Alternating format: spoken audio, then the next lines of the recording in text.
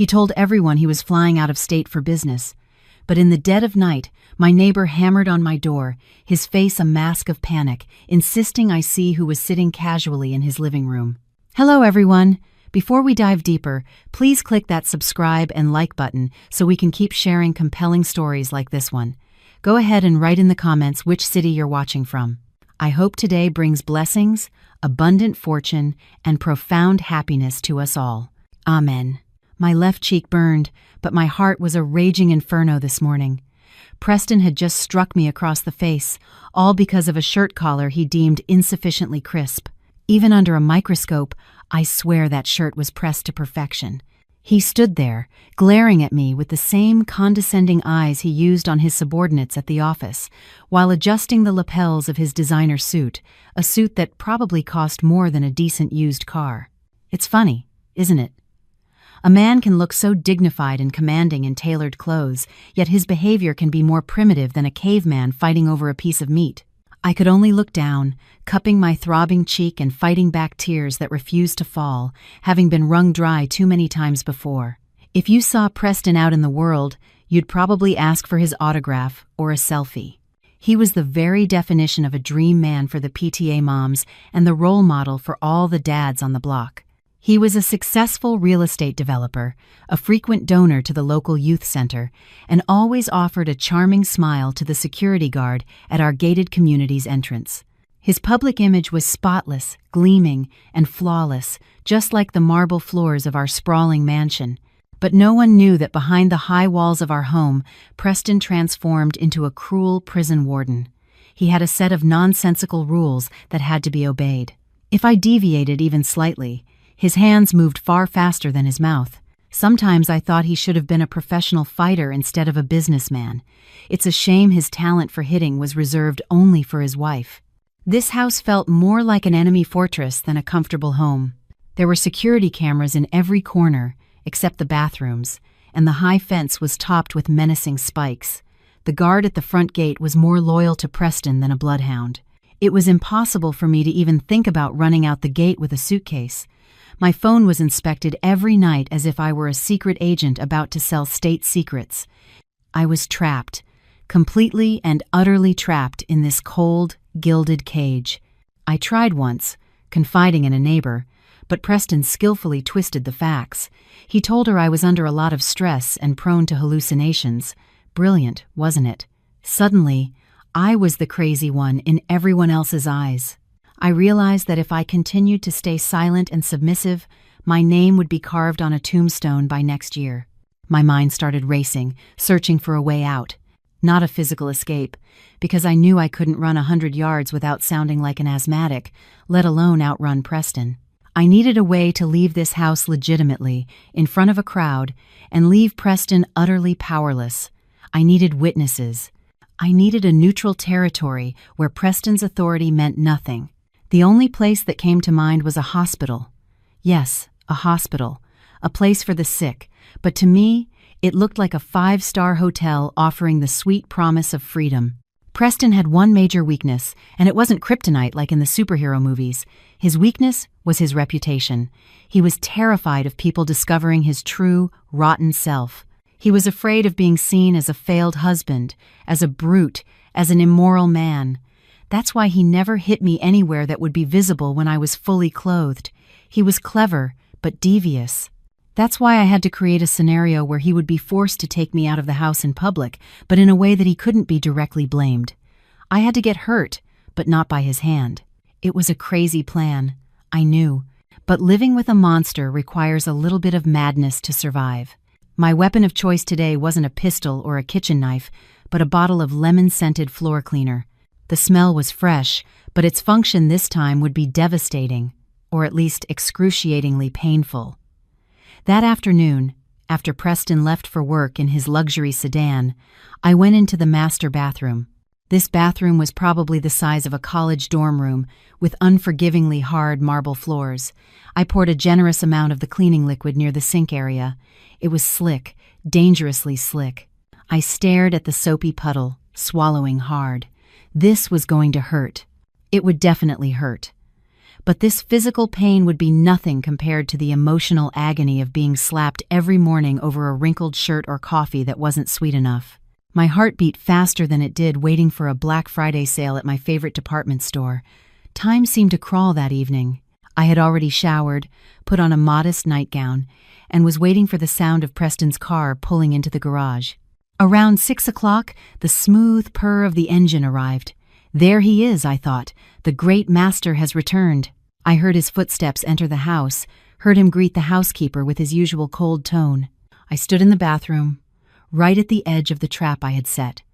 I took a deep breath, praying silently that my bones were strong and that nothing would break permanently. The moment I heard the bedroom doorknob turn, I knew it was time. This was the greatest performance of my life. And what a shame there would be no Oscar for the category of Best Actress in a Faked Fall. "Preston, you're home," I called out from the bathroom, getting his attention. Then, without another moment of hesitation, I stepped my right foot directly onto the puddle of soap. My balance vanished instantly. The world spun wildly.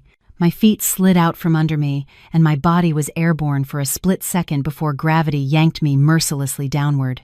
My back and hips slammed into the marble floor with a sickening thud, loud enough to make anyone who heard it cringe. I screamed, a loud, piercing scream.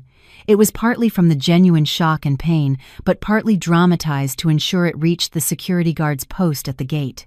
The sound of my body hitting the marble floor silenced the entire house. The pain was extraordinary, like being hit with a sledgehammer in the lower back. My vision swam with black spots, but I had to stay focused. I squeezed my eyes shut, controlled my breathing to make it seem shallow, and relaxed every muscle in my body. I had to be unconscious. I had to look helpless. If I just woke up moaning in pain, Preston would probably just tell me to rub some ointment on it and scold me for being clumsy. No, I had to make this look severe. I had to make him panic. Preston burst in, his face paler than a hospital wall when he saw me lying motionless on the floor. I could feel the vibration of his hurried footsteps approaching. "Ellie, Ellie!" His voice was laced with panic, not the sad panic of a man whose beloved wife had fallen. I was sure of that. He was panicking at the thought of me dying here. The police would come, the media would come, and his perfect life would be torn apart. He slapped my cheek, a little too hard, really. Such rough hands. "Ellie, wake up. Don't you dare cause trouble now," he hissed. Even his first words were selfish. He felt for my pulse. His hand was trembling. "Good, Preston. Tremble. Because from this day forward, it's your turn to feel uneasy." Preston might have been a pro at carrying the weight of his ego, but when it came to lifting the limp body of his wife, he had no talent whatsoever. I could feel his exasperated breath on my ear as he struggled to haul me up, my body deliberately as floppy as possible. Instead of worrying if I had broken a rib, he was busy muttering under his breath about how inconvenient this whole situation was. His hands gripped my arms stiffly as if he were carrying a leaking bag of rice that needed to be moved before it dirtied his precious marble floors. I wanted so badly to laugh at his struggle, but of course I had to suppress it with all my might, or this whole act would fall apart before it even began. Preston yelled for our driver in a tone that could wake the dead. Manny, our old, loyal driver, who was often the target of Preston's tirades, came running into the house, out of breath. I heard his heavy footsteps on the floor. "Sir, what happened to ma'am?" he asked, his voice trembling. Preston cut him off with a bark. "Don't ask questions. Get the car ready now. Open the back door wide, quickly." His command was short, sharp, and full of irritation. Manny was just asking out of concern, but in Preston's eyes, the concern of an employee was just an annoyance. I was sure Manny was now scurrying to the garage, mumbling prayers that he wouldn't get yelled at again today. The process of moving my body from the bathroom floor to the car was its own form of torture that I had to endure for my ticket to freedom. Preston lifted me roughly. There was no gentleness at all, as if I were a piece of scrap metal being tossed into a junk pile. My head bumped lightly against the doorframe as he carried me out, and I had to bite my own tongue to keep from crying out. The pain was enough to make me dizzy, but it was a worthy price for my grand plan. He carried me down the main staircase of our mansion. Each of his steps felt like a jolt, causing my hip that had hit the floor to throb with renewed pain. Once we reached the car, Preston practically threw my body onto the back seat with all the grace of a charging rhinoceros. I landed on the expensive leather in a rather uncomfortable position, but I didn't dare adjust myself. "Go, Manny, drive fast. But don't you dare scratch the car," Preston ordered, slamming the car door right next to my ear. The luxury car then sped out of the gates of our fortress. Inside the car, the tension was suffocating. I kept my eyes closed, regulating my breathing to remain shallow and weak. Meanwhile, Preston was busy wiping the sweat from his own forehead, not once checking to see if I was still breathing. His priority was always, and only, himself. Even in an emergency like this, throughout the drive, Preston endlessly cursed at the traffic, which was perfectly normal for rush hour. He was angry at a motorcycle that passed us, angry at a red light he thought was too long, and even angry at a hot dog vendor casually crossing the street. "Get out of the way, you people don't know the rules," he muttered at the other drivers who couldn't hear him. How ironic. He was angry at people who didn't follow the rules, when at home, he was the #1 violator of basic human rights. I could only listen to his ranting while fighting off nausea from Manny's forced, reckless driving. It felt like my insides were being churned in a blender. Preston's personality shift occurred the moment our tires hit the pavement of the hospital parking lot. It was a magical moment that always amazed and disgusted me. As soon as the car stopped in front of the emergency room entrance, Preston's red, angry face vanished, replaced by a pale, worried expression that was utterly convincing. He leaped out of the car, yelling loudly, "Doctor, nurse, please help my wife, quickly." His voice trembled dramatically, as if he were the most loving husband on the face of the earth. If a film director had been there, Preston would have been offered a role in a soap opera on the spot. Nurses came running with a gurney, responding swiftly to the emergency call from the well-dressed, hysterical-looking man. My body was moved again, this time by the hands of nurses who were far more skilled and humane than my own husband. I was laid on the firm gurney, which felt like heaven compared to the bathroom floor. My wife slipped, nurse. She just suddenly fell and lost consciousness. "Please do your best." "Cost is not an issue," Preston exclaimed, jogging alongside the gurney as it was pushed inside. He said the phrase "cost is not an issue" with a slightly raised volume, intentionally so everyone there could hear that he was a wealthy, responsible man. What a show-off. Even at the hospital, he was still building his image. The fluorescent lights of the hospital corridor flickered behind my closed eyelids. It was glaring and dizzying. The squeak of the gurney's wheels on the linoleum floor sounded loud in my ears, competing with the low hum of other patients and the shouts of medical staff. I felt the chill of the hospital's air conditioning on my skin, a stark contrast to the air at home, which always felt hot and suffocating. Preston was still holding my hand, chattering on. "Hold on, darling. I'm right here. I won't let anything happen to you." I'm sure he was only doing it because there were so many eyes on him. If we were alone in some dark alley, he probably would have left me by the side of the road. Upon reaching an examination bay, a green curtain was pulled shut, separating us from the hustle and bustle of the outside world. "Sir, please wait outside for a moment. We need to examine the patient," a nurse said firmly. Preston started to object. "I'm her husband. I need to know her condition." But the nurse was just as firm. "Precisely because you're her husband, you need to remain calm outside so we can work. The doctor will explain everything to you later." Finally, with great reluctance and probably a fear of damaging his image by arguing in a hospital, Preston let go of my hand. I heard his footsteps move away, followed by the sound of the curtain being opened and closed again. Finally, for the first time today, I could breathe a sigh of relief without having to pretend to hold my breath. Although my body ached all over and my head was spinning, it felt as if a heavy weight had been lifted from my chest. I had made it out. I was in neutral territory. But this was just the beginning. I knew Preston was pacing outside like a caged animal, concocting what lies he would tell the doctor. He would surely say I was clumsy, that the floor was slippery, or that I had a history of low blood pressure. Whatever it was, he would make sure he came out clean. But he forgot one thing. In a hospital, a human body can tell a story more honestly than its owner's mouth. And my body had many sad stories hidden beneath my clothes, just waiting to be read by the right person. Hospitals have a strange, distinct smell. a mixture of sharp disinfectant and the lingering scent of despair. For most people, this smell is nauseating and makes them want to go home as quickly as possible. But strangely, as I lay on this narrow bed with its scratchy white sheets, the hospital's sterile scent smelled like the most expensive perfume in the world.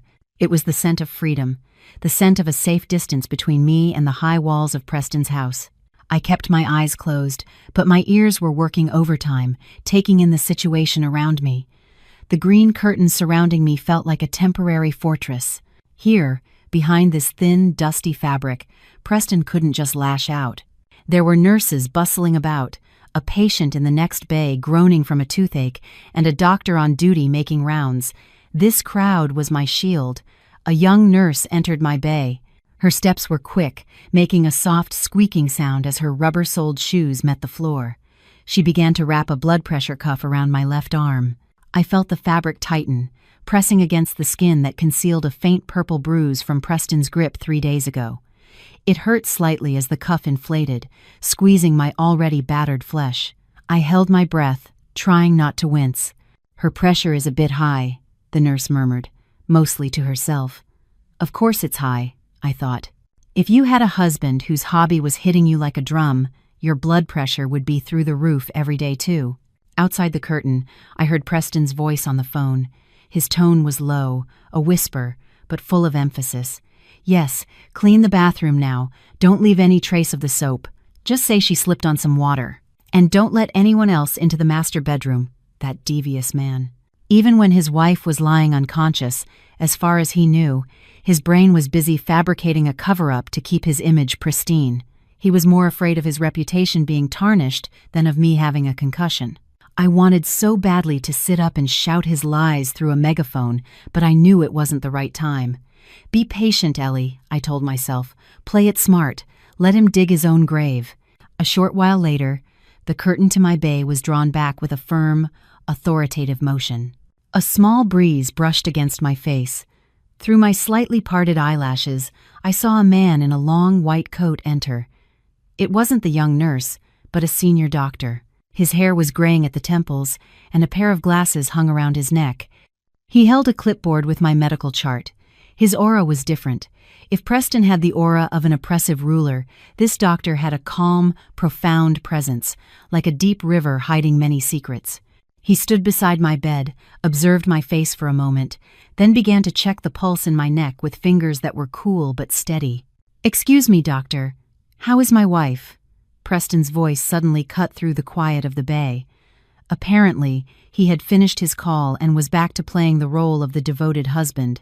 He had slipped past the curtain without permission, his face once again set to maximum anxiety mode. He was breathing a bit heavily, perhaps from running back from the waiting room, or from running from the truth. He stood at the foot of my bed, looking at the doctor with the same demanding gaze he used when the service at a 5-star restaurant was too slow. "Please explain, doctor. Why isn't she conscious yet? Are there any broken bones? I need to know." The senior doctor didn't answer immediately. He calmly finished his examination first, placed his stethoscope back around his neck, and then slowly turned to face Preston. His movements were deliberately slow, as if creating a dramatic pause in a thriller. When the doctor finally lifted his head and met Preston's eyes, time seemed to stand still in that small room. The background noise of the ER suddenly felt distant and faint. Preston's reaction was the most satisfying thing I had ever witnessed in my life. His face, which had been flushed from his feigned anxiety, suddenly turned a pale, sickly gray, the color of wet cement. His eyes went wide, not with anger, but with sheer terror. His mouth fell slightly open, but no sound came out, as if his vocal cords had just been snapped. His legs buckled.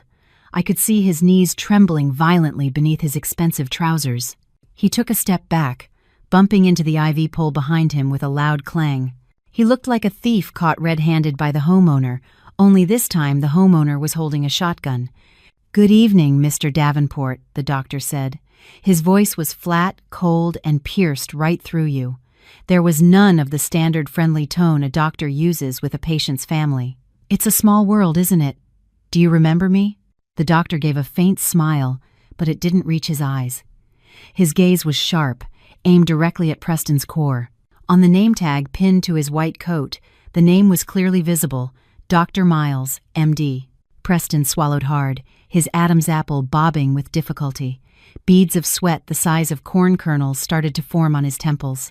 He tried to speak, but his voice was caught in his throat, only a small squeak escaping, like a mouse caught in a trap. Dr. Miles," he stammered. Preston's usual sky-high arrogance shattered into a million pieces on the hospital floor, all from a single look from this middle-aged doctor. Lying there, still pretending to be unconscious, I wanted nothing more than to open my eyes wide and grab a bucket of popcorn. Whoever Dr. Miles was, he had just turned the monster in my house into a soggy cracker. The atmosphere in the room suddenly became incredibly tense and awkward. Dr. Miles didn't break his gaze for a second. He took one step closer to Preston, causing my husband to stumble back in panic until his back was against the curtain. "I will be handling your wife's case tonight, Doctor," Miles said slowly, emphasizing each syllable with a deep, hidden meaning. "I will make sure she receives the the care that my sister never had the chance to get." That sentence hung in the air like a storm cloud before a downpour. His sister? Whose sister? My mind raced, even with my eyes closed. There was a dark history between these two men, a history that involved someone's life, and somehow I felt that this history was now my only weapon for survival. Preston was still frozen, his breathing short and ragged. He looked like he wanted to bolt, to run out of that room, but his feet seemed nailed to the floor. Tonight, in this ER bay that smelled of antiseptic, the wheel of fate had begun to turn. The hunter had now become the hunted. The air inside the small bay suddenly felt as heavy as concrete, pressing down on the chests of everyone within. Preston, usually as fierce as a hungry lion, had shrunk into a drenched kitten in the presence of Dr. Miles. The doctor didn't need to shout or slam his fist on a table. He simply stood tall, his hands in the pockets of his white coat. "Mr. Davenport," Dr. Miles said again, his tone polite but firm, like a principal reprimanding a delinquent student. "Please wait outside. Medical procedure requires me to examine the patient without family interference, especially when the patient is unconscious. You're blocking the oxygen in this room." That last sentence was a subtle but sharp jab, implying that Preston's very presence was toxic to anyone near him. Normally, if anyone dared to order Preston around like that, they would have been verbally eviscerated until their ears rang. But this time, Preston just nodded jerkily, like a broken robot. His face was still ashen, his eyes not daring to meet Dr. Miles's gaze. "Fine, doctor. Please, take care of my wife," he mumbled, then quickly turned and fled the bay. His footsteps sounded like they were dragging, as if his knees had genuinely given out. I almost smiled wide at the sight. It turns out there's always a bigger fish, and for a domineering husband, there's a doctor from the past who is far more terrifying. The sound of the curtain being pulled shut was like the sound of a fortress gate being locked, providing an immense sense of security. There was a moment of silence. I kept my eyes closed, waiting to see what would happen next. Would Dr. Miles call another nurse? Or would he give me a shot? Suddenly, I felt a gentle touch on my shoulder, not an examining touch, but a reassuring one. "Mrs. Davenport." Dr. Miles's voice was close, a soft whisper next to my ear. "Mr. Davenport is gone. You can open your eyes now. Your acting is good, but your breathing is a little too steady for someone with severe back pain." Hearing that, my eyes flew open, wide with shock and embarrassment. I'd been caught. I blinked a few times, adjusting to the bright fluorescent light overhead. In front of me, Dr. Miles was smiling. Not a cynical smile, but a sad, understanding one. He pulled over a small stool and sat down beside me. "Don't worry," he said, scribbling something on his clipboard, pretending to be busy so anyone passing by wouldn't get suspicious. "I won't expose your secret. I know you're not unconscious, and I also know you slipped, not just because the floor was wet, but because you wanted to get out of that house. Am I right?" I was speechless. My tongue felt thick in my mouth. How could he know all that in such detail? Was he a psychic masquerading as a medical specialist? Dr. Miles put down his pen. Then, very carefully, he rolled up the long sleeve of my nightgown. There, On the pale white skin of my upper arm were the clear marks of purple and yellowing bruises.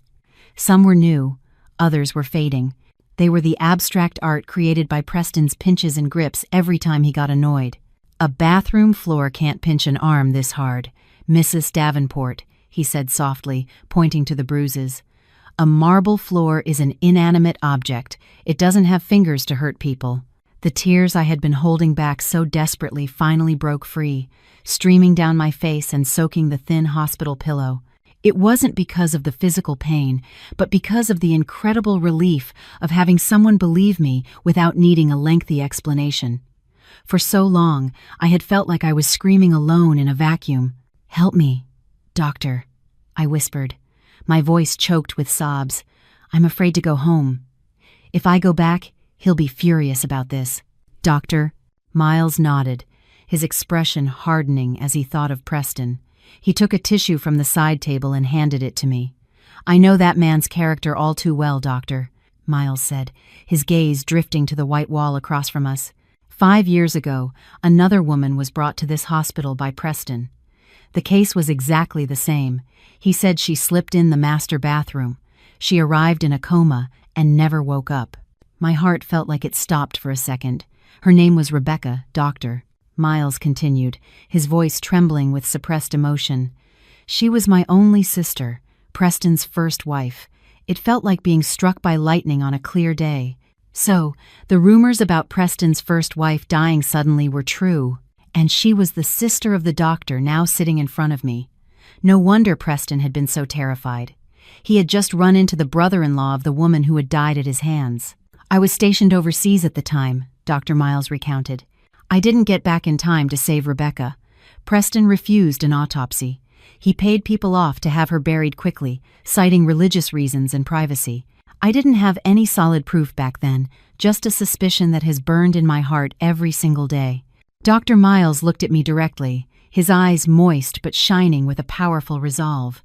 "I failed to save my sister, Mrs. Davenport, but I swear to God, I will not let Preston hurt another woman in the same way. Tonight, you are safe here. I'm going to diagnose you with a mild concussion, so you'll have to be admitted for at least 3 days. We'll buy some time." He squeezed my hand for a moment, transferring his strength. "But you have to promise me one thing. You have to be brave. We can't just play defense. We have to fight back, because a monster like Preston won't stop until he is stopped by force." I nodded firmly, wiping away the last of my tears. Tonight, in this cold ER room, a secret alliance was formed. It was no longer between a doctor and a patient, but between 2 victims demanding justice. Conspiring with a medical specialist in the emergency room felt like planning a coup d'etat in a neighborhood watch booth. It was tense, but there was a strange sense of security. "Doctor," Miles moved quickly, drafting a medical strategy that felt more like a movie script than a healthcare procedure. He scribbled on the medical chart with a serious expression, as if calculating a complex mathematical formula, when in reality, he was just fabricating a story to keep me here longer. "We'll go with a mild concussion and pelvic trauma," he whispered, his eyes still on the paper. His hand danced across the page. "This is the most effective excuse. The patient can't move much and requires close observation. And most importantly, she can't be taken home against medical advice due to the risk of a secondary brain hemorrhage." The term brain hemorrhage sounded terrifying to a layperson, and that was our main weapon to scare the cowardice out of Preston. I could only nod obediently like a star pupil, allowing my fate to be written by the hand of this doctor nursing a long-held grudge. It was so ironic. I used to beg Preston to let me leave the house just to buy groceries, and now I was begging a doctor to lock me up in a hospital room. Life certainly has a dark sense of humor. Dr. Miles straightened his white coat, took a deep breath, and transformed his expression from warm and empathetic to cold and professional. He was ready to face the monster waiting outside the curtain. "Remember, Mrs. Davenport," was his final instruction before turning away. "You are still dizzy, nauseous, and don't remember the details of what happened. Let me be your shield." The sound of Dr. Miles's firm footsteps faded, and the swoosh of the curtain being pulled back marked the beginning of the second round of this mental battle. From behind the thin green fabric that separated us, I strained my ears, listening to every sound. Preston immediately pounced with a barrage of questions as soon as he saw the doctor. His voice was frantic, his pitch fluctuating erratically, just like someone caught cheating on a final exam. "Doctor, how is she? Is my wife going to be okay? Can she go home now? I have a private doctor at home, with a full set of equipment.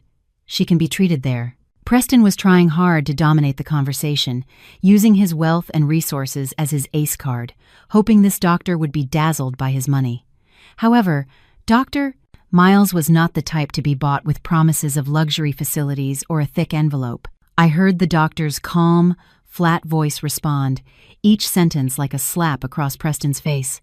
"Mr. Davenport, your wife suffered a severe impact to her head and hip. There are indications of a concussion. Taking her home now would be endangering her life. If you insist, you can sign a form refusing medical advice. But remember, if anything happens on the way or at home, it will be purely your negligence and could become a legal matter." The threat of a legal matter was the checkmate for Preston. For a man obsessed with his reputation, the law and the police were two things to be avoided like a contagious disease. Silence fell in the ER hallway for a few seconds that felt like an eternity. Preston was probably calculating the pros and cons in his bald head. I could picture his face now, flushed red, holding back the anger he couldn't unleash, his eyes darting around looking for an escape route. He was cornered. On one hand, he wanted to take me home to control me again. On the other, he was terrified of dealing with Dr. Miles, who knew his dark history. Finally, Preston's voice was heard again, this time much weaker, like a slowly deflating tire. "Fine, do what's best. I want her in the best room, a first-class suite. No, the most luxurious one in this hospital. Don't put her with other patients." The request for a luxury room wasn't out of love for me, but out of paranoia. He didn't want me sharing a room with another patient who might be friendly and chatty. He was afraid I would confide in my bedside neighbor about my husband's hobby of domestic violence. He wanted to isolate me, even in the hospital. "Doctor?" Miles agreed to the request quickly, perhaps thinking that I would be safer and calmer in a private room. "Very well, we'll prepare the room. Please handle the administration at the front desk. I will ensure Mrs. Davenport is stable before she is moved." After that debate ended, the nurses returned to move me to an inpatient room. The journey from the ER to the upper floor felt like a small victory parade for me. I was pushed through quiet hospital corridors, watching the ceiling lights streak by. There was no Preston gripping my hand painfully, no angry barks, no threatening glares, just the sound of the gurney wheels and a nurse humming softly. When we arrived at the room, I almost laughed at its luxury. It looked more like a 4-star hotel suite than a place for sick people. There was a plush sofa, a mini fridge, a large flat-screen TV, and a wide window overlooking the city lights. Preston truly went all out, throwing money away for the sake of his ego and privacy. Once the nurse finished setting up my IV and left me alone, the door opened slowly. Preston came in. He was no longer in a panic. His face was back to its usual flat expression, his mask of dignity perfectly in place again. He walked around the room, inspecting the bathroom, the closets, even peeking behind the curtains, just like a detective searching for listening devices. After confirming the room was secure, he approached my bed. He stood over me, his gaze not one of affection, but a cold, probing stare. "Ellie," he called softly. I slowly opened my eyes, putting on the weak and confused expression I had practiced. "Preston," I answered faintly. He leaned his face close to mine. The scent of his expensive cologne mixed with the smell of his anxious sweat. "You will not act up in here. Don't say anything strange to the doctors or nurses, especially not that doctor from earlier." His finger jabbed stiffly towards the door. "Remember, my image is everything. If any rumors come out of your mouth, you know the consequences." The threat sounded cliché, like a line from a cartoon villain, but I knew he was serious. "It hurts, Preston," I groaned, changing the subject. I didn't want to argue. I just wanted him to leave.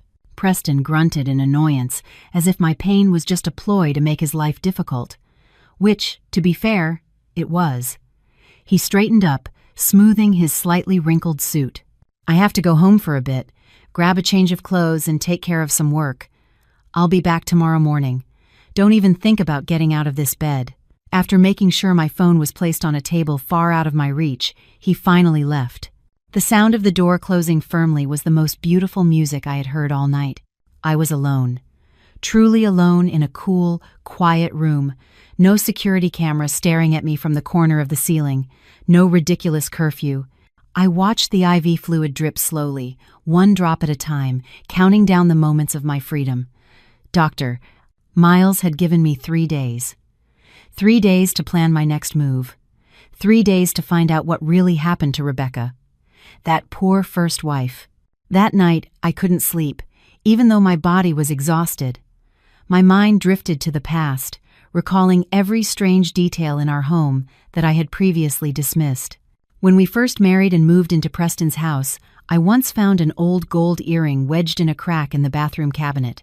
At the time, Preston said it belonged to his deceased mother, but now, after hearing Dr. Miles's story, the hairs on my arms stood up. What if it belonged to Rebecca? And why was Preston so obsessed with keeping that bathroom floor perfectly dry and clean, even getting enraged over a single drop of water? My mind began to piece together a horrifying puzzle. The master bathroom in our house wasn't just a place to get clean. It was a crime scene that had been meticulously scrubbed. Preston thought he had erased all the evidence, but he forgot that a crime is like a dead rat hidden in the ceiling. No matter how much perfume you spray, the stench will eventually leak out, and I was just starting to smell it. Suddenly, there was a soft knock on my door, making me jump and nearly rip out my IV line. My heart pounded. Was Preston back? Did he forget his wallet? Or had he changed his mind and decided to drag me home tonight? The door creaked open, and Dr. Miles's head poked in. He looked tired, with dark circles under his eyes, but his faint smile was still there. "Sorry to disturb you so late, Mrs. Davenport," he whispered as he slipped inside, carefully closing the door behind him. He wasn't checking on me as a patient. Instead, he pulled a small, folded piece of paper from his coat pocket. "Preston has gone home. I saw his car leave the premises," he reported, like a secret agent. He quickly tucked the paper under my pillow. "This is my personal cell number and the address of a safe house run by a friend of mine, just in case our plan goes south." He looked at me intently. "Tomorrow, I'll arrange for you to have a head scan. It will take a long time, and Preston won't be allowed in the room. That's when we can talk more freely. Now, get some rest. You'll need your strength. Our enemy is not an ordinary man. He's a madman disguised as a sane one." After Dr. Miles left, I felt for the paper under my pillow. Its texture was rough against my fingertips, but it felt more valuable than a property deed. I closed my eyes, this time really trying to sleep. Outside the window, the city lights twinkled as if cheering me on. For the first time in this 5-year hellish marriage, I felt a flicker of hope. I was no longer a submissive wife waiting to be slapped. My name is Eleanor, and I have just declared war. The morning sunlight filtering through the thick hospital curtains felt warmer than my husband's embrace had in the last 5 years. I woke up stiff all over, but my heart felt as light as a helium balloon released into the sky. There was no shouting for coffee to serve as my morning alarm, no slamming doors or complaints about dust on the vanity. There was only the gentle hum of the air conditioner and the chirping of sparrows on the 5th-floor window ledge. For a moment, I forgot I was a wife pretending to have a concussion. I felt like a queen on vacation, except my servants wore white scrubs and the breakfast was bland and salt-free. My morning peace was shattered when the door opened to reveal a dapper-looking Preston. He entered carrying a container from a famous gourmet deli, its rich aroma filling the room. It was the scent of a legendary chicken noodle soup, the kind people line up for blocks to buy. "Good morning, darling," he greeted me with a wide smile that looked forced, as if his lips were being pulled back by invisible wires. He placed the container on the table, then approached me and gave my forehead a fleeting kiss. It felt as cold and impersonal as kissing a wall. "I brought your favorite soup. Hospital food is probably terrible, right? I don't want my wife getting skinny. People will think I'm not taking good care of her." See, even when it came to food, all he cared about was what other people thought of him. He opened the container, pouring its contents into a ceramic bowl he had brought from who knows where. "Come on, let me feed you," he said, holding out a spoonful. I wanted to refuse, but refusing Preston when he was in model husband mode was asking for trouble. So I opened my mouth, accepting spoonful after spoonful of soup that suddenly tasted as bitter as medicine. As he fed me, he dabbed at the corners of my mouth with a napkin, exactly like a father caring for a toddler at daycare. If a nurse had walked in then, she would have melted at the sight of how romantic Mr. Davenport was. In reality, he was pressing the spoon against my teeth hard enough to make my gums ache. "My business associate is coming to visit this afternoon. You need to look fresh, you hear," he whispered between spoonfuls. I nearly choked. "But Preston, you said I needed complete rest." "Why are you accepting visitors?" I protested quietly. Preston glared for a second, then quickly forced another smile. "It would be rude to refuse him, darling. He's an important man. You just smile. Don't talk much. I'll explain your condition. You just nod your head like one of those bobblehead dolls on a car dashboard." I swallowed hard. So even while I was sick, I had to serve as a prop to advance his business deals. Truly, Mr. Davenport's dedication to his public image was extraordinary. The breakfast torture mercifully ended when the door was knocked and Dr. Miles entered, followed by 2 nurses. Preston's face immediately tensed, like a naughty student seeing the principal walk in. "Doctor." Miles smiled pleasantly at both of us, but his eyes sent me a secret signal.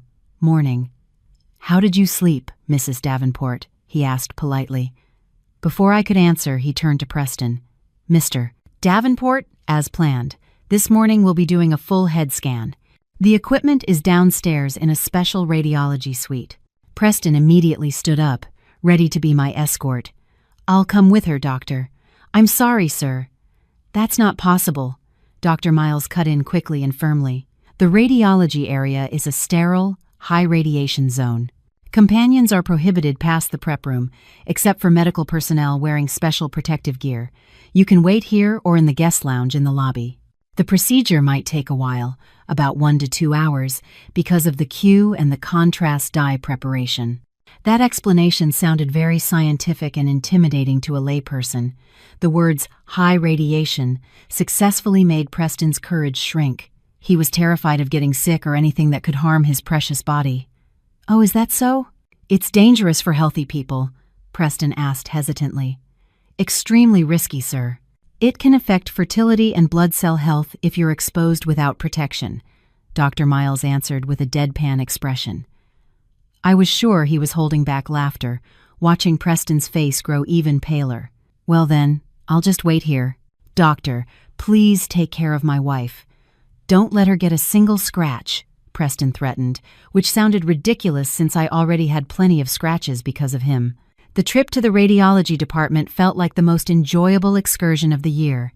Without Preston clinging to me like a leech, I could breathe freely. Dr. Miles walked beside my gurney. He maintained his professional demeanor until we were inside the private patient elevator and the doors slid shut. Once it was just the 2 of us, inside the nurse was in a separate elevator with some equipment, Doctor. Miles's shoulders relaxed. "Mr. Davenport's acting is quite impressive," he commented, shaking his head. Earlier, he asked the on-duty nurse if the soup he brought was okay for a patient to eat, even after he'd already fed you half a bowl. His commitment to his image is truly something else. We arrived at the radiology prep room, a small, cold space filled with computer monitors. Dr. Miles didn't take me to the large, noisy scanning machine. Instead, he parked my gurney in a corner shielded by a thick curtain, then pulled up a chair and sat in front of me. His face turned serious again. He opened a thick folder he'd been carrying. "Mrs. Davenport, we have about 45 minutes before I have to take you back upstairs. I want to show you something." He pulled out several X-ray films.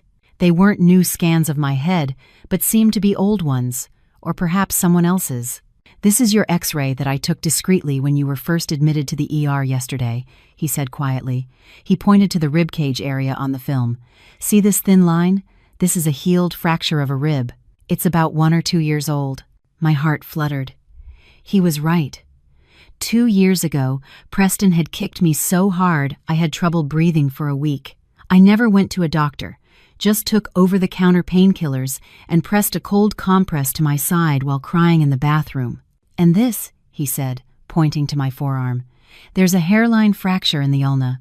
This is medical proof, Mrs. Davenport. Your body is a walking map of torture. This isn't the result of a slip and fall yesterday afternoon." Tears welled up in my eyes again, seeing the black and white proof of my own suffering. It was horrifying to see how damaged my body was on the inside, while on the outside I always tried to appear perfect to cover up my husband's shame. "Doctor, if you have this proof, why don't we just go to the police right now?" I asked hopefully. I wanted to end all of this right this second. "Doctor," Miles shook his head slowly, his eyes filled with a deep regret. "It's not strong enough, Mrs. Davenport. Preston's lawyer is as slippery as an eel. He could argue that you have brittle bone disease or that you're clumsy and frequently fall at home. Without a witness or a recording of the incident, he could turn the tables and sue us for defamation. And if that happens, you'll be sent back to that house, and your fate will be the same as my sister, Rebecca's." The name Rebecca was mentioned again, making the cold room feel even more frigid. Rebecca had similar injuries, Dr. Miles recounted, his gaze distant. She often complained of back pain, hand pain, but always said she just bumped into a table or fell down the stairs. I was a fool back then for believing her. I thought she was just accident-prone. Then, a week before she died, she called me in the middle of the night. She said she was scared. She said Preston was acting strangely, talking to himself about cleaning stains. Dr. Miles leaned forward, his voice dropping to a conspiratorial whisper. Rebecca said she had hidden an insurance policy in that house. Not money, but something that would ensure Preston wouldn't dare harm her if it was discovered. But unfortunately, Rebecca died before she could tell me what it was, or where she hid it. Preston claimed Rebecca slipped in the bathroom, hit her head on the sink, and suffered a massive hemorrhage. "Case closed, Doctor." Miles's hands clenched into tight fists on his knees, his knuckles turning white. "So you mean that thing is still in my house?" I asked, my eyes wide. "It's highly likely, yes," Dr. Miles answered firmly. "Preston is the paranoid but careless type. If he had already found it, he would have destroyed it and been living peacefully. But look at him now. He's terrified every time he sees me. He's anxious. He's constantly monitoring you. That means he either hasn't found it yet, or he's afraid you will." This new task felt much heavier than just pretending to be sick. I had to become a detective in the villain's lair. What should I look for, Doctor? That house is enormous," I asked in despair. Dr. Miles thought for a moment. Rebecca loved to write. She kept a diary, wrote letters, wrote anything. And she had a strange habit. She liked to hide valuable things in places that are most often seen but never noticed. "A place that's bright but dark." "Bright but dark," I repeated, confused. "What kind of riddle is that? I don't fully understand it myself, Mrs. Davenport." Those were her last words to me on the phone. "Brother, if I'm gone, look in the place that is brightest, but also darkest, to Preston, Doctor." Miles glanced at his watch. "Our time is up. We have to go back upstairs before Preston gets suspicious. Remember, Mrs. Davenport, your main mission when you go home is to find what Rebecca left behind. It's the only key to putting Preston in prison for life." The journey back to my room felt completely different.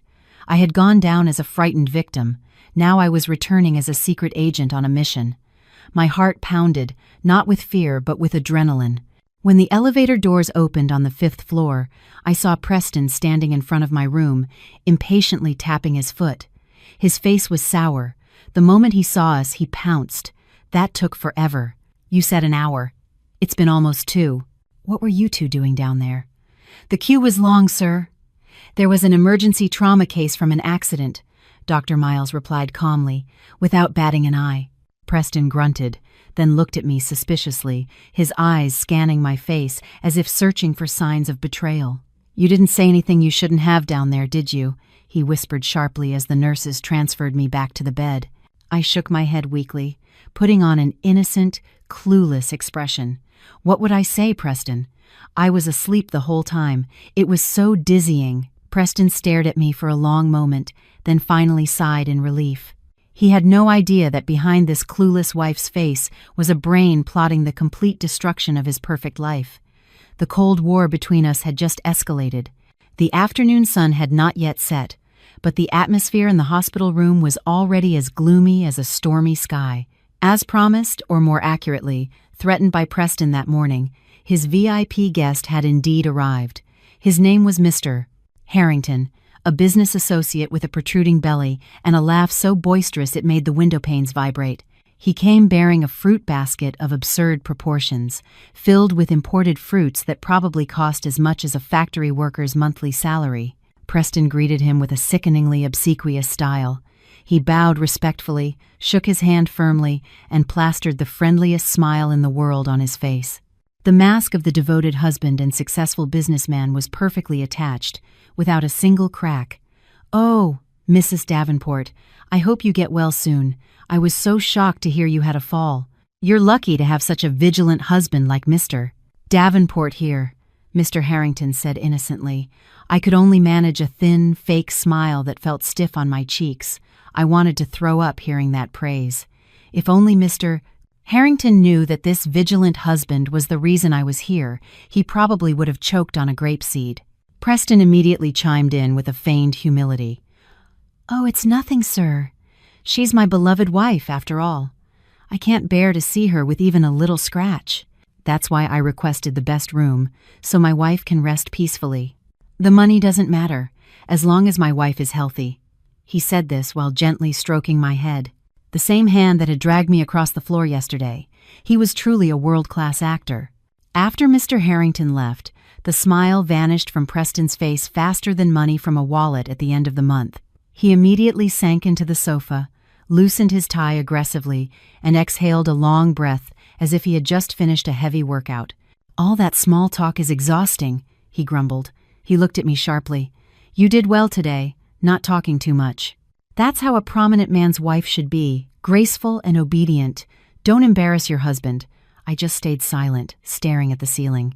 In my mind, I noted another reason why I had to put this man behind bars. He treated his wife as just another accessory for his career, like a flower vase or a wall painting.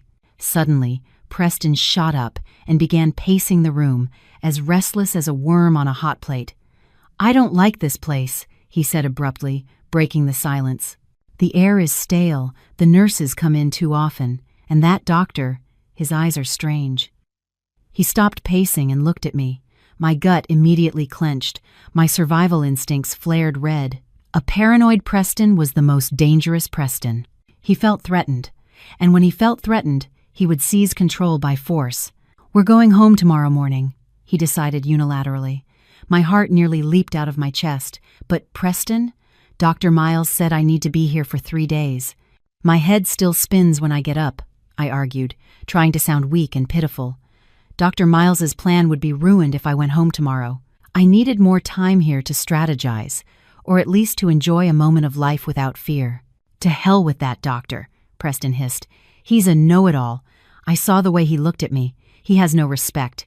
I don't want you being treated by someone with a personal vendetta. Tomorrow morning, I'll handle the paperwork. We're going home, period."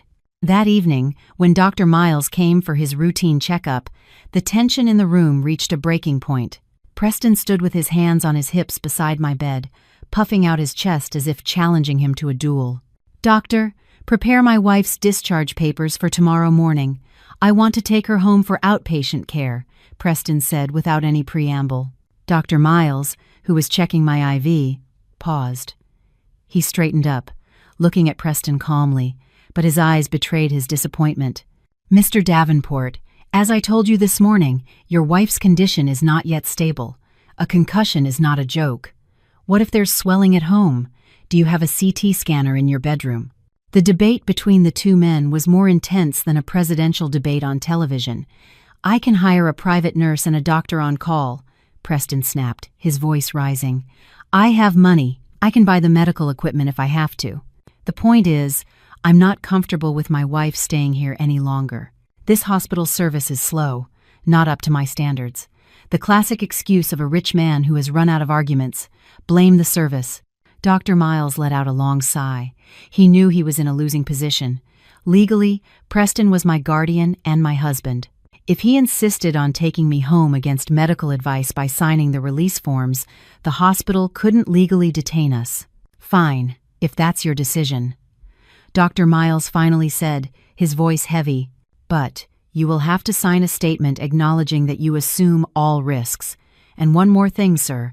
These medications must be taken on time. If Mrs. Davenport faints again, don't blame us. Preston smirked victoriously, a cunning smile that made me want to throw a pillow at his face. Just prepare the papers. I can sign them right now. After Preston stepped out for a moment to call an administrative nurse, Dr. Miles quickly approached me. We only had seconds. I'm sorry, Mrs. Davenport. I can't hold him off any longer, Dr. Miles whispered urgently, a guilty look on his face. He's too suspicious. If I force you to stay, he'll just become more vigilant and might move you to another hospital where he can buy the doctors off. I nodded in resignation, tears welling up in my eyes. My fortress was crumbling. Tomorrow, I would have to return to the lion's den alone, without the shield of this white coat. It's okay, doctor. Maybe this is how it's meant to be. I have to go back in there to find that evidence, right?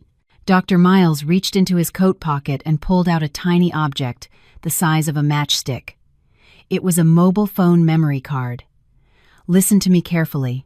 You must have an old phone or tablet at home that you don't use, right? Insert this card into it once you've found the proof. It contains a tracking and auto-recording application that connects directly to my computer system. The moment you activate it, I'll know your location and what's happening. He pressed the tiny object into my palm. Hide it somewhere safe. In the seam of your underwear. Anywhere Preston won't touch. And remember Rebecca's riddle, he added, looking me straight in the eye. A place that is brightest, but also darkest. Find that place, Mrs. Davenport. Preston is a neat freak and a control freak. He wouldn't bury evidence in the yard or throw it in a river. He's too afraid of it being found by accident. He would keep it close, somewhere he can watch it every day, but where no one else would suspect. The sound of Preston's footsteps approached from the hallway. Dr. Miles immediately stepped back, resuming his professional stance. Get a good night's rest. The journey home tomorrow will be tiring. That night, I didn't sleep a wink. I clutched the tiny memory card so tightly my palms sweated. This object, no bigger than a fingernail, was the only bridge between me and justice. Tomorrow morning, I would once again be a prisoner in my own home. I would see the cold faces of my guards, feel the chill of the marble floors, and serve the monster named Preston. But this time, something was different. I wasn't going home to surrender. I was going home as a spy. I was going home to dig a grave for my husband's career and his freedom. I stared at the clean, white hospital ceiling. The brightest, but also darkest, place. I murmured over and over like a mantra. What did it mean? Was it the garden lamp, or his office where the light was always on? No, that was too simple. Rebecca must have hidden it somewhere connected to her death, or a place that was a silent witness to her suffering. My mind flew to every corner of that mansion, searching for a clue. Tomorrow, the deadly game of hide-and-seek would begin. And this time, I was the one who was seeking. I was going to find it. The drive home from the hospital felt more like a funeral procession than a return to a comfortable home. Inside the soundproof luxury car, the silence was so thick I could hear Preston's steady breathing. He drove with one hand, completely relaxed, as if he had just picked up an online shopping package and not his ailing wife. He occasionally hummed along to the soft jazz on the radio. Meanwhile, I sat beside him, clutching my handbag as if it were a life raft in a stormy sea. I watched the congested streets through the window, seeing people outside busy with their own lives, free to laugh, free to eat a hot dog from a street vendor, free to be human. I felt an urge to jump out, roll onto the asphalt, and run as fast as I could. But of course, with my aching ribs and the automatically locked doors, that was just a foolish fantasy. The towering iron gates of our home creaked open, the automated motor welcoming the king and his favorite captive. The house was the same as when I left it, grand, painted a pristine white, with arrogant, massive pillars. But today, the house had a different aura in my eyes. I used to see it as a palace. Now I saw it as an unsolved crime scene. Manny and Maria, our housekeeper, were already standing on the porch to greet us. Their heads were bowed low, not daring to meet Preston's gaze. Poor them. Working in this house must be like defusing a time bomb. One wrong move, and everything could explode. Take her bag upstairs. Prepare some warm water, but not too hot. And remember, not a single speck of dust on the vanity, Preston commanded as soon as he got out of the car. He didn't help me this time. Perhaps he figured that now that he was back in his domain, he no longer needed to act the part of the concerned husband. I walked slowly behind him, my steps faltering. This time it wasn't an act. My body truly felt broken after the ordeal. We went up to the second floor, to the master bedroom that was the epicenter of all my nightmares. As soon as the door closed, the click of the lock being turned by Preston sounded like a judge's gavel. "You rest here. Don't leave the room unless absolutely necessary. Maria will bring your meals to the door," he said flatly. He then held out his right hand, palm open. "Give me your phone." I had anticipated this. I handed over my phone with a practiced look of resignation. "What for, Preston?" "I want to let my mother know I'm home," I asked pathetically, though I already knew the answer. Preston gave a condescending smirk, the kind that belittles your intelligence. "The phone's radiation is bad for your brain's recovery. Besides, you need peace and quiet. No need to read gossip or strange news. If your mother calls, I'll answer it." He slipped my phone into his pocket and walked towards the door. Before leaving, he turned back for a moment. "I have an online meeting in my office downstairs. If you need anything, press the intercom button next to the bed. Don't shout, it's impolite." As soon as Preston left, I exhaled a long breath until my lungs felt empty. My knees felt weak. I sank onto the edge of the large bed with its overly slick sheets. I felt for the secret pocket I had hastily sewn into my undergarment, the small memory card from Doctor. Miles was still there, warm against my skin. Safe. Now the real challenge began. I looked around the spacious room. The large wardrobe, the vanity table, the bookshelf, and of course, the door to the sacred bathroom. Where had Rebecca hidden her proof? The brightest, but also darkest, place. The phrase spun in my head like an annoying jingle. I tried to think like Preston, to delve into his narcissistic, image-obsessed mind. Preston loved light. The house was brightly lit everywhere because he hated darkness, hated unseen corners. "The brightest place," I murmured, hobbling around the room. I looked at the crystal chandelier in the center of the ceiling. It was bright, yes, but could Rebecca have climbed up there without being noticed? Unlikely. I moved to the reading lamp beside the bed. Too obvious. My gaze then fell upon the large vanity table in the corner, the place where Preston spent hours preening, ensuring no gray hairs or wrinkles had appeared. The vanity had a mirror surrounded by very bright, round bulbs, just like an actress's dressing room mirror. It was the most blinding spot in the room. When turned on, the light was momentarily blinding. Preston was madly in love with that mirror. He would stand there, admiring his own reflection. And therein lay the irony. A narcissist like Preston only sees what's on the surface of the mirror, himself. He never cared about what was behind it or what held it up. To him, the world extended only as far as his reflection. Could that be what Rebecca meant? The brightest place because of its lights, but the darkest because Preston never saw beyond his own reflection. With my heart pounding, I approached the vanity. I switched on the lights. Click. Bright white light flooded out, illuminating my pale, tired face. I ran my hands over the thick wooden frame of the mirror. It was solid. No cracks, no visible secret drawers. I started to lose hope. Was I wrong? Did she mean the garden lamp? Suddenly, my eye caught something odd. Among the rows of bulbs circling the mirror, one bulb in the bottom right corner was slightly crooked, not perfectly straight like the others. It was so subtle, easily missed if you weren't looking closely. I glanced at the bedroom door, ensuring it was still locked, then focused back on the crooked bulb. My hand trembled as I touched it. It was hot, of course. I grabbed a tissue from the box on the table to protect my hand and tried to gently twist the bulb. To the left. Scrape. It made a gritty sound. The bulb came loose from its socket. And there, inside the dark, empty socket, I saw something. Not wires.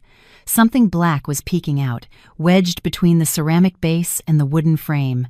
"Got you," I whispered, my voice trembling with a mix of fear and excitement. I used a bobby pin to fish the object out. It was difficult. Cold sweat trickled down my back. If Preston walked in now and saw me messing with his beloved vanity, it would be the end of me. I held my breath, trying to keep my hand steady, even as my heart threatened to leap out of my throat. Almost there.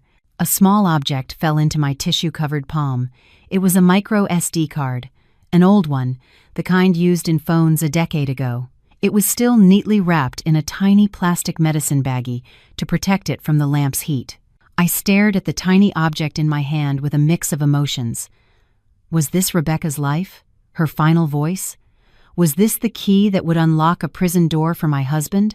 Rebecca was a genius. She had hidden the evidence of Preston's crime right in front of his face every single day. Every morning when Preston looked in the mirror, adjusting his tie and smiling proudly at himself, he had no idea that the proof of his evil was staring back from behind the very light that illuminated him. The brightest place, and also the darkest place, for a man blind to everything but himself. The sound of heavy footsteps came up the stairs outside the room.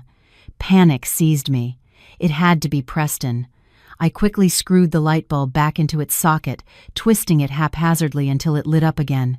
I clutched the newly found memory card and stuffed it into the pocket of my pajama pants. I hobbled as fast as my aching hip would allow to the bed, jumped in, and pulled the covers up to my chest. I shut my eyes, trying to calm my racing heart. Click.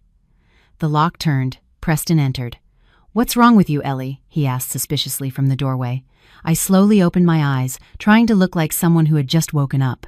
"Oh, Preston, it's nothing. I just had a nightmare. It startled me," I answered, my voice genuinely hoarse. Preston stared at me, his eyes sweeping the room, then stopping at the vanity. "Why are the lights on? Who turned them on?" he asked coldly. "The glaring lights of the vanity I forgot to turn off." My brain scrambled for an excuse. I wanted to look at my face in the mirror for a second, to see the bruise, but I got dizzy, so I went right back to sleep. "I forgot to turn it off," I said, praying the excuse sounded plausible. Preston walked over to the vanity. My heart stopped beating as he stood right in front of the bulb I had just removed. He looked at his reflection for a moment, then his hand reached out and flipped the switch. Click! The room grew dimmer. "Turn it off next time." "It's a waste of electricity," he grumbled as he walked out again. "I'm going to get a drink."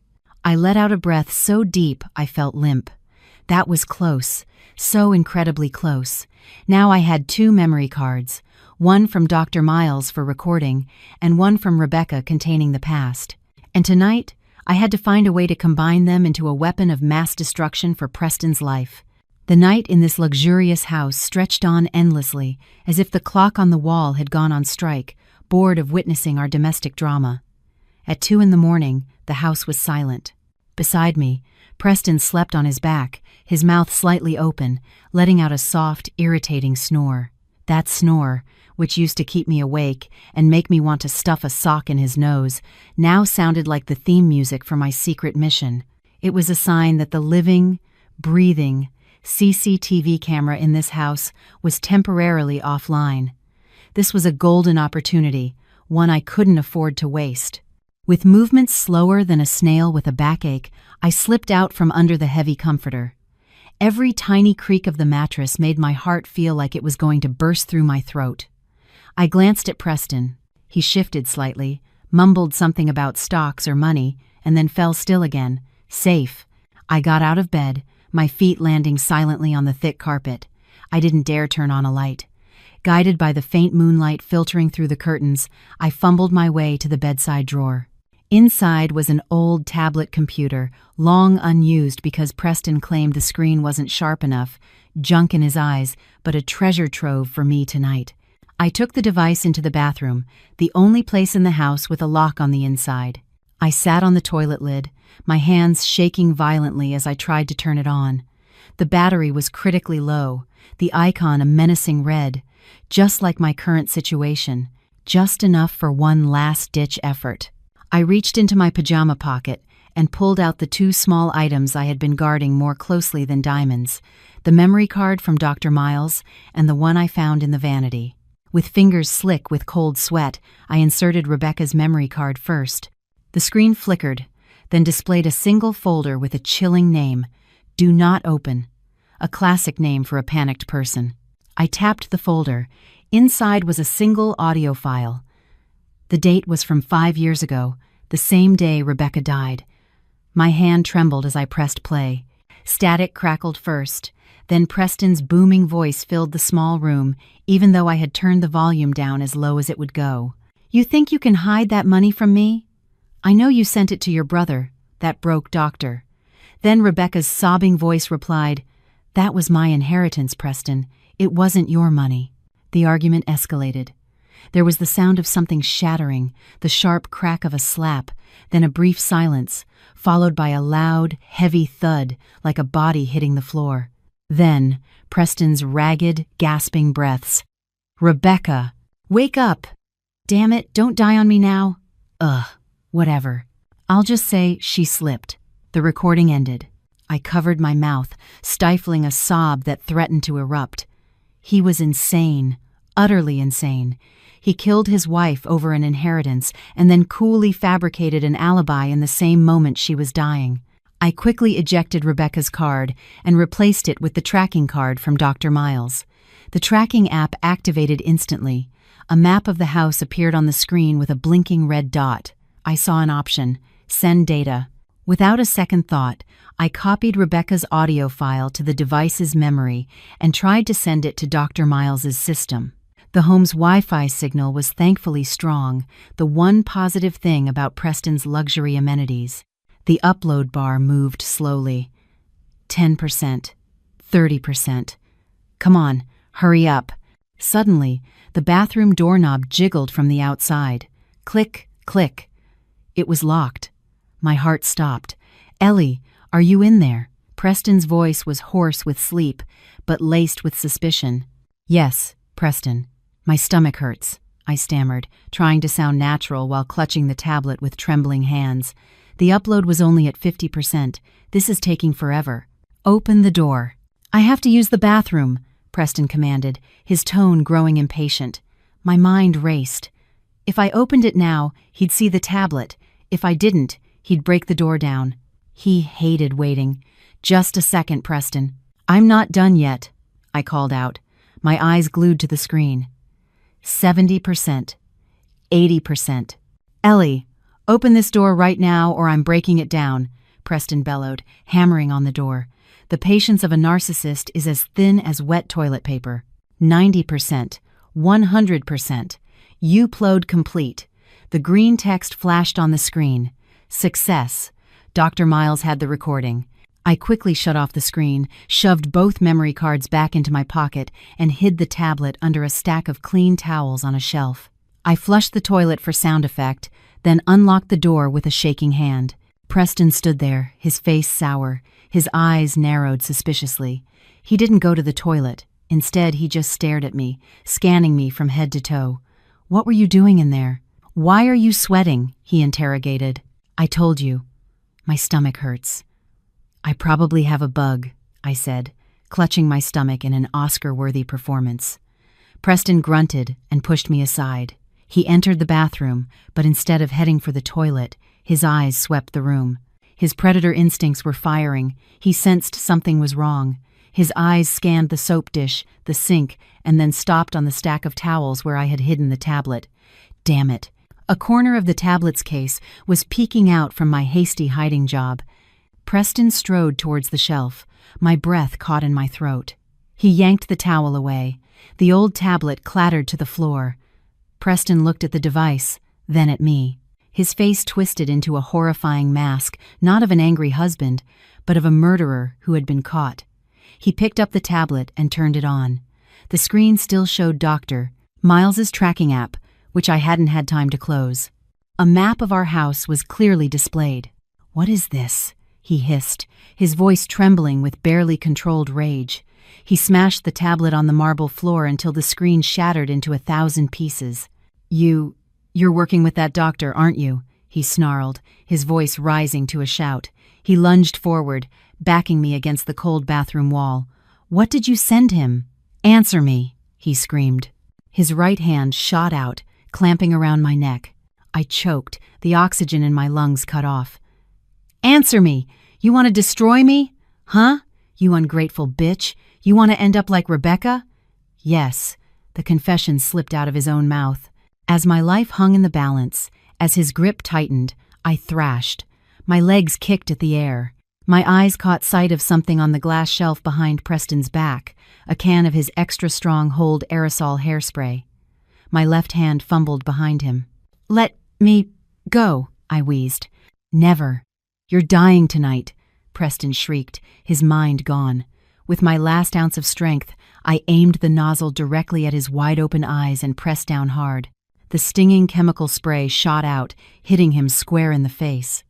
Preston screamed in agony, his hands instinctively flying to his burning eyes, releasing my neck. Ah, my eyes. I collapsed to the floor, coughing and gasping for air.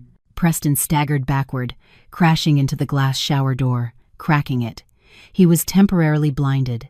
I remembered his other physical weakness besides his ego: asthma. He had severe asthma that flared up when he was enraged or exposed to chemical dust. I scrambled out of the bathroom towards the drawer where he kept his medications. Preston was still roaring in the bathroom, but his roars were turning into wheezing gasps. I grabbed his inhaler from the drawer. The small device that could save his life was in my hand.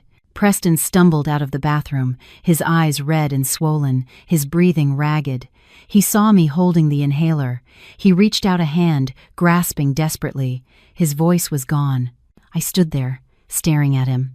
A year ago, I would have run to him, crying with worry. But not tonight. I kicked the inhaler. It slid across the floor and disappeared under the dark, narrow gap of the wardrobe. "Get it yourself, Preston," I said coldly.